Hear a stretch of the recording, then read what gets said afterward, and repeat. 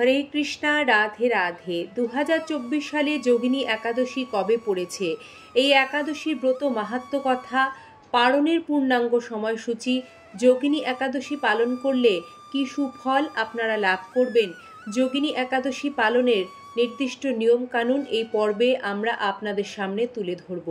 যোগিনী একাদশী মাহাত্ম্য শ্রবণে কঠিন থেকে কঠিনতর রোগ ব্যাধি জ্বালা কষ্ট দূর হয়। আষাঢ় মাসে কৃষ্ণপক্ষে যে একাদশী আসে তা হলো যোগিনী একাদশী। 2024 সালে যোগিনী একাদশী পালন করা হবে আগামী 2রা জুলাই মঙ্গলবার।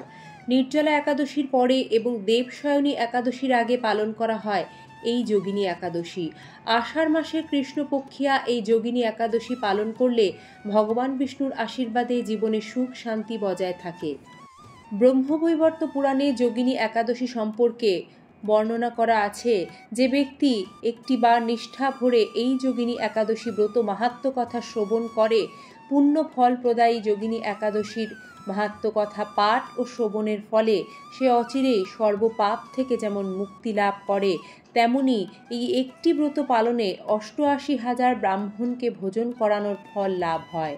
যোগিনী একাদশীর তাৎপর্য। যোগিনী শব্দটি সশৃঙ্খলা এবং আধ্যাত্মিক অনুশীলনের গুরুত্ব তুলে ধরে। ভক্তরা আশীর্বাদ ও আধ্যাত্মিক উন্নতির জন্য এই উপবাস পালন করে, আচার পালন করে এবং ধ্যান ও প্রার্থনায় নিযুক্ত থাকে। এটা বিশ্বাস করা হয় যে যোগিনী একাদশী পালন মনকে শুদ্ধ করতে, আত্ম উপলব্ধি অর্জনে এবং ঈশ্বরের সাথে একজনের সংযোগ গভীর করে মস্তিষ্কের ইতিবাচক চিন্তা শক্তিকে বাড়াতে সহায়তা করে। এটি একজনের আধ্যাত্মিক যাত্রার প্রতি প্রতিফলিত করার এবং অভ্যন্তরীণ বৃদ্ধি এবং জ্ঞানার্জনের জন্য নির্দেশিকা খোঁজার একটি শ্রেষ্ঠ ব্রত। যোগিনী একাদশীর মাহাত্ম্য কথা। ওম নমো ভগবতে বাসুদেবায় নমঃ। ব্রহ্মবৈবর্ত পুরাণে আষাঢ় মাসের কৃষ্ণপক্ষে যোগিনী একাদশীর মাহাত্ম্য কথা বর্ণিত আছে। অলকানগরে শিবভক্ত পরায়ণ কুবের নামে এক রাজা ছিলেন। তিনি প্রত্যহ শিব পূজা করতেন।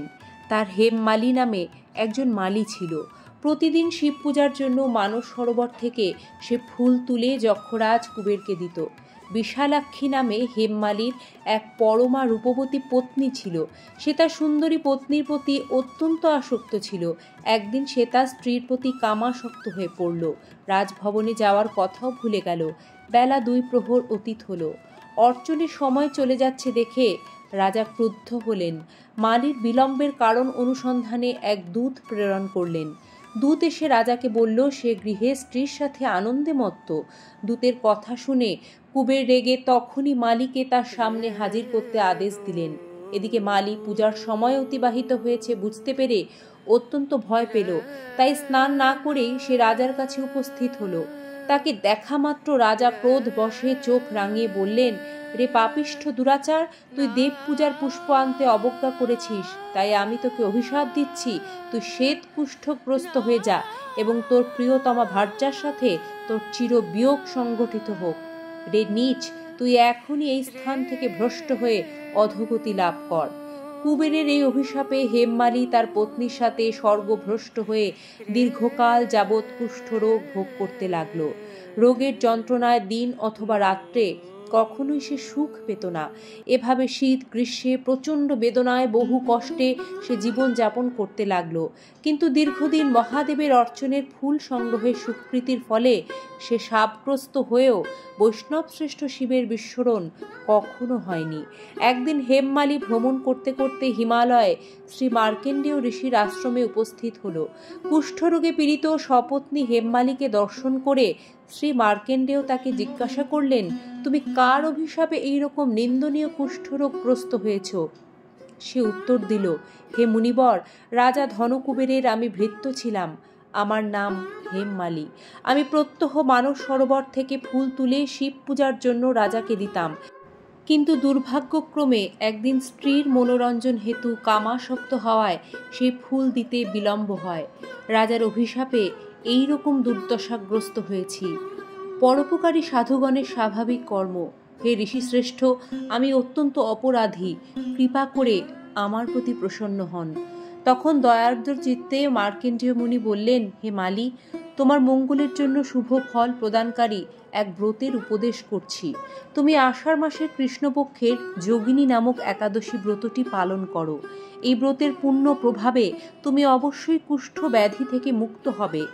শ্রীকৃষ্ণ বললেন। ঋষির উপদেশ শ্রবণ করে হেমমালী তাকে প্রণাম জানালো। পরে অত্যন্ত আনন্দে ঋষির আদেশ মতো নিষ্ঠার সঙ্গে যোগিনী একাদশী হেমমালী পালন করল। এইভাবে হেমমালী সমস্ত রোগ থেকে মুক্ত হলো, পত্নীসহ সুখে জীবনযাপন করতে লাগলো। এই যোগিনী একাদশী আধ্যাত্মিক অনুশাসনের গুরুত্বকে তুলে ধরে। একাদশীর দিন তুলসী মহারানীকে অবশ্যই আপনারা কিন্তু জল অর্পণ করবেন। একাদশীর সংকল্প মন্ত্র, একাদশং নিরাহার স্থিতা অহম অপরেহনি ভক্ষ্যামি পুণ্ডরীকাক্ষ শরণং মে ভাবাচ্যুত। একাদশীর পারণ মন্ত্র, অজ্ঞানতিমিরান্ধস্য ব্রতে নানেন কেশব প্রসীদ সুমুখ নাথ জ্ঞান দৃষ্টি প্রদো ভব। শরীর অবিদ্যা জাল, জড়েন্দ্রিয় তাহে কাল, জীবে ফেলে বিষয় সাগরে, তার মধ্যে জিহ্বা অতি লোভময় সুদূরমতি, তাকে জেতা কঠিন সংসারে। কৃষ্ণ বড় দয়াময়, করিবারে জিহ্বা জয়, সপ্রসাদ অন্ন দিলা ভাই, সেই অন্নামৃত পাও, রাধা কৃষ্ণ গুণ গাও, প্রেমে ডাকো চৈতন্য নিতাই। প্রেমানন্দে হরি হরি বল, হরি বল। হরে কৃষ্ণ কৃষ্ণ কৃষ্ণ হরে হরে, হরে রাম রাম রাম হরে হরে। ওম নমো ভগবতে বাসুদেবায় নমঃ। একাদশী অতি পবিত্র তিথি। নিজেও পালন করুন এবং অপরকেও উৎসাহ প্রদান করুন এই তিথি বা ব্রত পালন করতে। যোগিনী একাদশী মহাপবিত্র তিথি কি জয়। সকলে সুস্থ থাকবেন, ভালো থাকবেন। এই যোগিনী একাদশী মাহাত্ম্য কথা সকলের মাঝে ছড়িয়ে দেবেন। আজ এখানেই শেষ করছি।